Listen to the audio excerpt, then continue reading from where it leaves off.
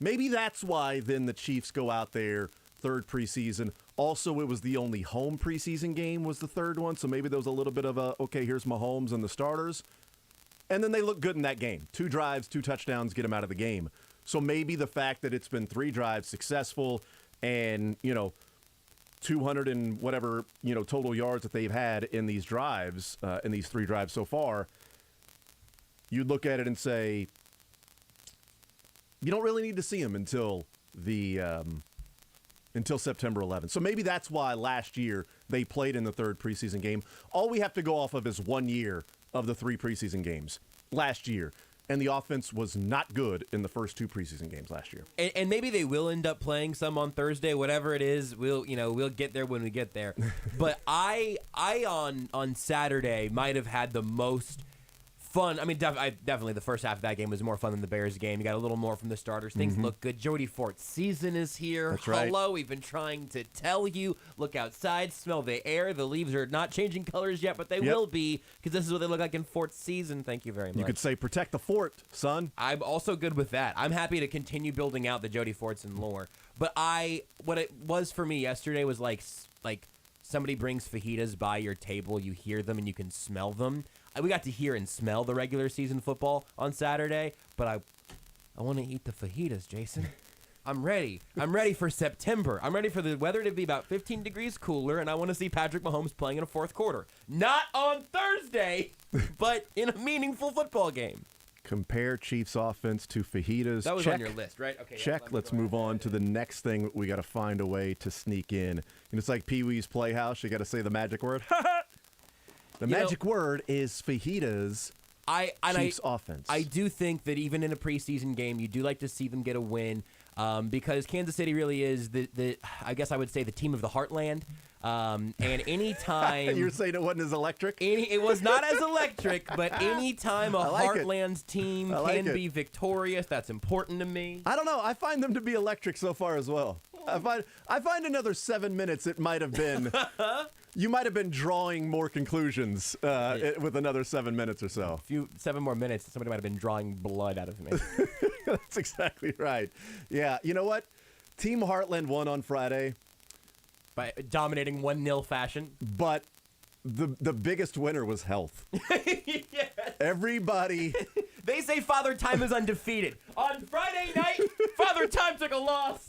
Health fought back. A right hook, a left hook, an uppercut. Worked the body, did Father Time got worked by the Health. Everybody walked off the field. I don't know what everybody felt like on Saturday morning, but I know everybody walked off the field. No injuries, probably some really sore muscles the next day. Maybe lungs were injured in terms of having to be used more than they had been used in a while. That was a long 7.5 minutes, and boy, have I heard that before. Long 7.5 minutes, and that is a very, very big field pitch. That you walk out there, and it's like, is this Yellowstone? It is shocking. How far can I have binoculars to look at the other side of the field? It was it felt like a national park. That is a great call, man. That is perfect. I went out there for the inaugural first kick, and so I start walking out there, and I'm like, unbelievable, like unreal, like nerves start to hit me. Like I'm just walking out to wave, and then Brenda's gonna kick me the ball, and I'm supposed to stop it. Didn't happen. I should have turned around and just tried to go for like a midfield, goal.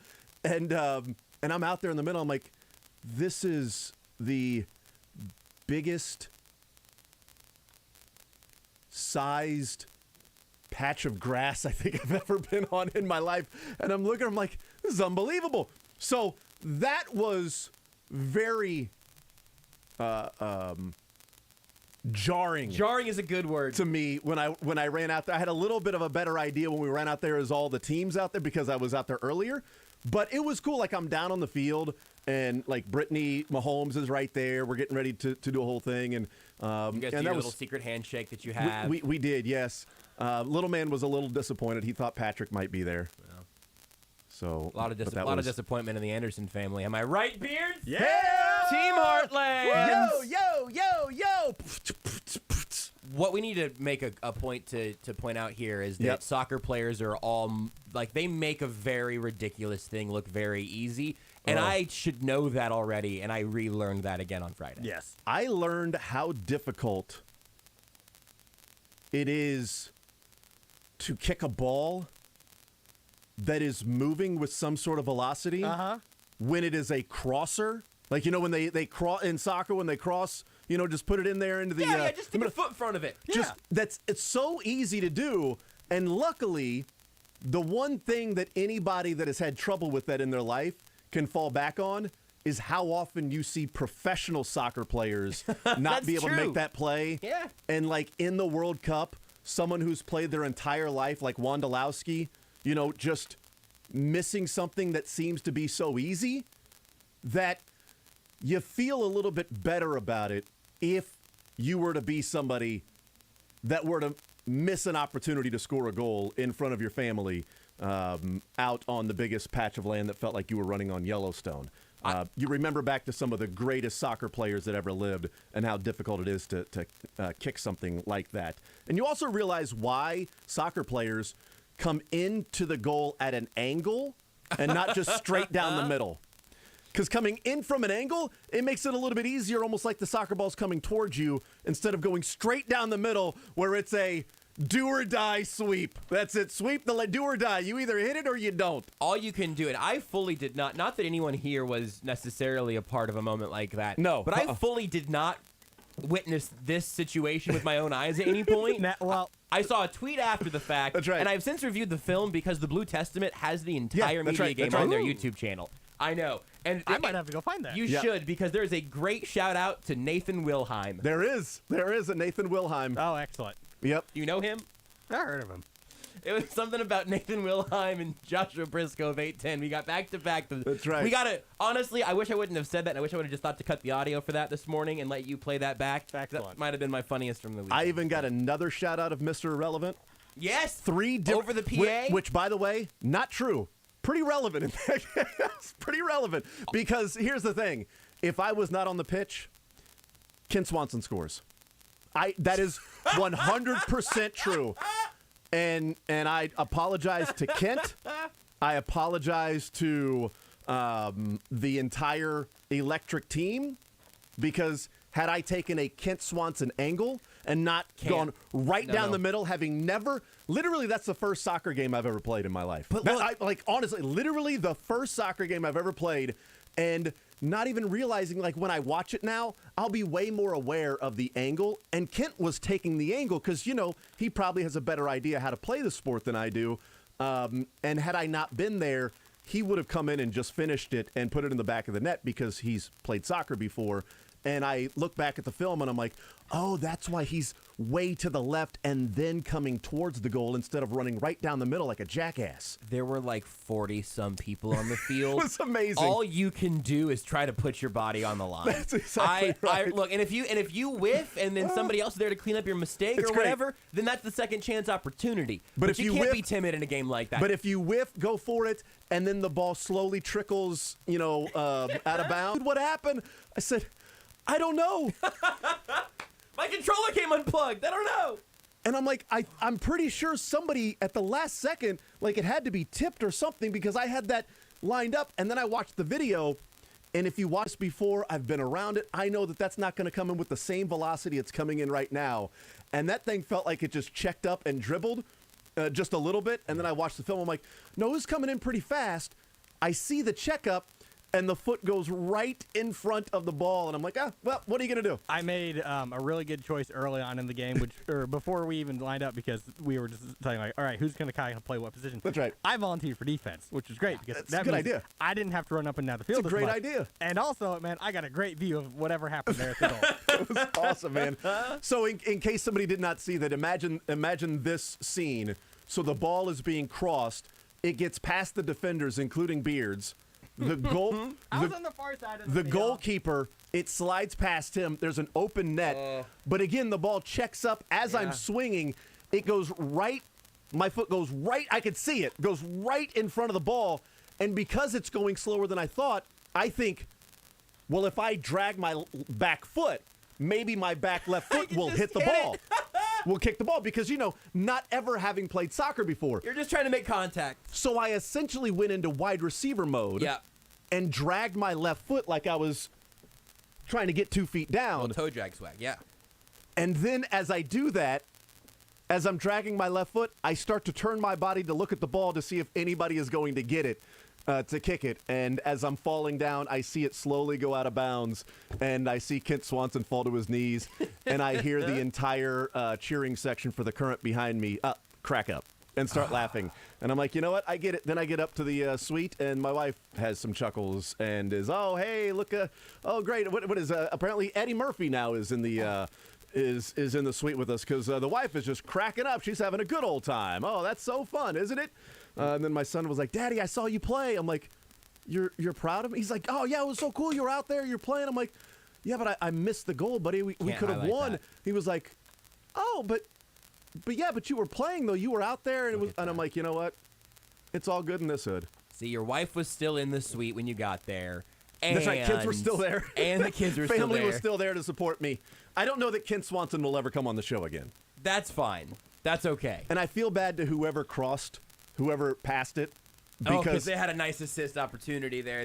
I don't know who it is, but I saw a tweet, I believe, from him that said, I should have just shot it. Oh, no. And my immediate reaction is, yeah, you should have. Or just me not hustle as far down. That's my problem, is I was running all the way down the pitch. Instead, if I would have laid back, I would have been behind Kent. Yeah. I would not have got there, and Kent would have finished it, and we would have won 1-0 because we'd have been up 1-0, and then we would have just parked the bus. Yeah. That was the plan, get an early goal, park the bus. I was trying to kind of trail the action kind of with that in mind. I also sprinted down and back once, and then I was pretty much toast. We were, let's put a few people back on defense. Everybody else go up and score, get an early goal, and then we're just going to park the bus. We kind of did the inverse of that. Yeah. And ended up getting a miracle from Nate with an amazing, just a phenomenal pass from Nate. And then Cody from the Blue Testament put it in with a header. I mean, just back of the net, just gorgeous. That would have broken my nose if I tried to do that. Would have broken my neck. If I tried tried broken my spirit. Yeah, but I mean, it wouldn't have broken. It would have. I would have tried to head it, and not knowing, how to judge that. Would have. There was another cross later in the game when it was a corner. And that thing's coming in. I'm like, I got no chance of hitting this thing. I got no chance of hitting this thing. I'm just going to hang back and hopefully it tips around. Soccer's really hard. I know people watch it, and I know you watch your kids play it on a much smaller field. Holy bleep, soccer is hard. Yeah. Also, broke the attendance record. So Casey Kirk got that done. You're welcome. 11 consecutive matches. Unbeaten. I can never get that phrasing right. 11 soccer unbeaten has streak. draws. Yep, 11-game unbeaten streak. And then also, you speak about electricity and the power of water. I don't know if you saw, Jason, but Drew Waters up to the big league team. How about that transition? How about that? Hold on, what's that? That's what Curtis is over here for. So we just want now let's actually put this out there because that was a quick transition. So real news. Drew Waters called up from Omaha. Nate Eaton optioned down to Omaha. Well, should I have led with that?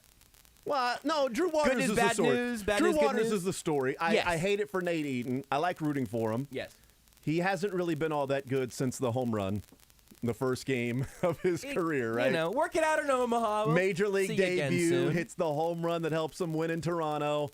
He still has that one home run, but he has it. He'll always have that. He'll always have that one home run, right? When you've got the glory like that in a big moment, in a big game, when everybody's watching, you've got that in front of his family. His family was there. He hits the home run. That's unfortunate, but is it Drew Waters' time? It's Drew Waters' time, baby. Now the question is, what do they do? What does Mike Matheny do with Drew Waters? Is he starting today? I do not know that. I do not know if anyone knows that yet. Well, I just know that he was called up. It's a 1 o'clock game, so the game is going to start in like 2.5 hours. I haven't seen the lineup yet. Probably should be a lineup somewhat soon. Probably should. Haven't seen it. Drew Waters is now with the big league club. How quickly that 35th pick in the draft makes his debut with the Royals. Why don't they do that every time? That was so fast. What is it? Who was what was it? Ryan Zimmerman? Isn't that the third baseman for the Nationals that did not have any minor league ball? Just drafted and was like, all right, come on up to the big leagues. You're ready to go. There are a couple of others like that. It was like, all right, you're ready to go. Who was the there was was it Leak, maybe? Pitched for USC and then came straight up to the big leagues. That one I can't even pretend to try to help you with. Can't remember. I could just type loudly over here and go, I don't know, Jason, I can't find it. Yeah, so that's the 35th pick in the draft for the Royals, is making his debut today with the Royals and making his major league debut, or at least may make his major league back with the big league club. All right, a lot of football to get into. We'll football. We discussed that. Team Heartland with the big 1-0 victory. Woo! I apologize to anybody that works in or around electricity or those that played for Team Electric, and I specifically apologize to Kent Swanson. He would have absolutely had the goal. We would have won 1-0. And Dave Borchard is probably regretting the fact that he had the last pick and the only person left was me. Old Mother Hubbard and somebody who's never played soccer is in the cupboard. I was going to, if somebody would have tweeted out like specifically that clip, I was then going to retweet on top of it my one catch for 11 yards diving over the middle against Rockhurst. Like, okay, See? Look, you want to go with that? Let's go a real game, damn it, okay? You're an athlete. It doesn't bother me at all. No. I haven't shouldn't. thought about it once. I didn't know that Beards had this idea, but Beards did. You want me to say what you were pitching, or should we just do this? You know what? Let's save it. Save it for later. Let's save it for a surprise in the future. Sure. Surprise in the We'll future. surprise Okay. you, Jason. Future surprise. All right, we'll take a timeout. We'll come back. Surprise. We'll talk some Chiefs football next. Want to see more of The Zone? Watch the show live on the Sports Radio 810 WHB Facebook, Twitter, YouTube, and Twitch.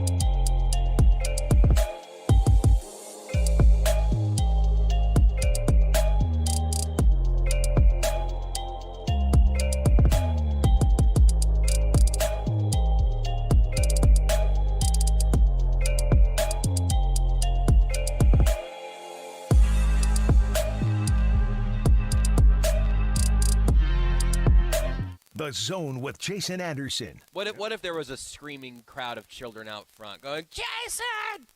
Jason Anderson! I love the Zone! I would wonder what I did in life to end up. All right, we'll continue right here on Sports Radio 810 WHB. We'll hear from the Chiefs coming up around 11:45 or so. Matt Verderame will join us at 1 o'clock. Fanside at Stacking the Box podcast. We got Learn Funniest Best we'll get into before the show is over. Fun stuff about Gronk and Brady in Las Vegas and John Gruden and all of that stuff from Dana White. So we'll continue to talk some NFL football. Real quick to put a bow on what we had just said, the breaking news with the Royals of Drew Waters being called up. He is in the lineup, but he is not playing the number 8 position, nor is he batting number 8. What 9 and 9? Playing 9 and batting 9th. So Drew Waters is in right field today. So there you go. Michael A. Taylor there in center field. Nate Eaton was optioned to Omaha, and Drew Waters was called up to make his Major League debut today against the White Sox. And just as what he has done since being called up by or being traded to the Royals, he has 31 games. And in those 31 games, he's slashing 295, 399, 541, a 940 OPS in the 31 games. 7 home runs, 5 doubles, 2 triples, 13 stolen bases, and no caught stealing. 20 walks to go along with that. Mind you, in 49 games this year with Atlanta, he had 16 walks. He's got 20 walks in 31 games with the Royals, so it seems like their way of going about it has certainly helped out. He had a stretch where he was struggling. He started off hot, then was struggling, and then in his last 5 games, he is 7 for 20 and OPSing at 1.2. 5 games, he's got 2 home runs, 4 walks, 4 Ks, a double, 6 RBIs. So, yeah, he's 7 for 20 in the last 5 games. So was hot, struggled a little bit, and then got it back rolling again. And maybe that's what the Royals were waiting for. It's like, okay, he's going through a slump. Does he figure it out? Okay, he's figured it out. Now he's back to walking and minimal strikeouts and hitting the ball hard. So we'll see what Drew Waters does. 913-912-4810 is the text line. Let's hear from Andy Reid on, we've been talking some offense with the Chiefs. So instead of making the transition to the defense, let's continue talking some offense because that has been the story of the preseason so far. It was the story of the entire offseason, the biggest story of what do they do without Tyreek Hill? What does this offense look like without Tyreek Hill? Mind you, it is not a full game. It is not a real game. It's not a game that counts. It's just all we have to go off of, the only data we have right now. Here's Andy Reid weighing in on one of the big stories from yesterday or Saturday's game, and the story early in the season, one of the stories early in the season before he ruptured his Achilles. Here is Andy Reid weighing in on 2-touchdown guy Jody Fortson. Yeah, the first one for sure. Second one, Pat was moving around and found him. But Jody, it's good to have Jody back. Jody's a good football player who had a tough injury against this team last year, actually. So it's good for him to get out there and do well. Speaking of Jody, Coach, you worked really hard to get back early like he did and go out there and catch a touchdown today. How big is that just for him mentally? Yeah, well, you saw it. I mean, he coming off his injury, he was in here every day. Throwing the ball while running to his left, having the strength to awkwardly throw the ball while running to his left and his body kind of facing another way. It wasn't like one of those Mahomes, get behind the ball and fire it in there. And it's exactly where it needs to go. We know Fortson is big and he can box out defenders, but the most impressive part of that play was the fact that the defender got an arm in there and got a hand on it, and he was still able to hold on to the ball, get 2 feet down. They confirmed it. I thought they would replay it. I thought they would go and review it a little bit. Ball shifted or moved when he hit the ground. I thought it might have, but good to go, touchdown, and so you've got that. But to me, it was a back shoulder throw to a big receiver in the end zone. He's never done that before. He's never had that guy to where he can just have somebody. He's got MVS. That's 4 guys right there. Watson's a big dude as well. Throw in, Noah Gray, who's a bigger guy. Like, there are some taller, bigger targets that Mahomes is doing the things. It's like he's never had it, but does he actually want to do it? I mean, it might be something to where, yeah, he doesn't have the receiver, but he's not a back shoulder type, quarterback where Aaron Rodgers and Devontae Adams have made a lot of their hay by doing that. Maybe it's just not something he does. Nope, it's not something he's had before, and that first touchdown was a beautiful back shoulder to Jody Fortson. I wish I would have come up with this as a phrase the day after the Tyreek Hill trade happened. I wish we would, to this point in his career, you are making it about his surroundings. If you were to say, hey, look, Patrick Mahomes has always actually needed to be a back shoulder quarterback. He needed all these things. No, now you're still judging him by his surroundings. The common thread here is playable skins in Fortnite. Patrick Mahomes is in Fortnite now. That is the weight and scope of this quarterback.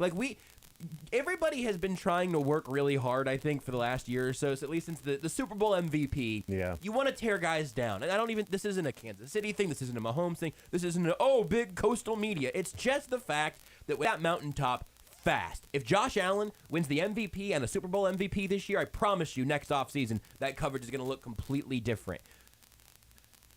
Patrick Mahomes, the video game of all time, depending on how you want to gauge it.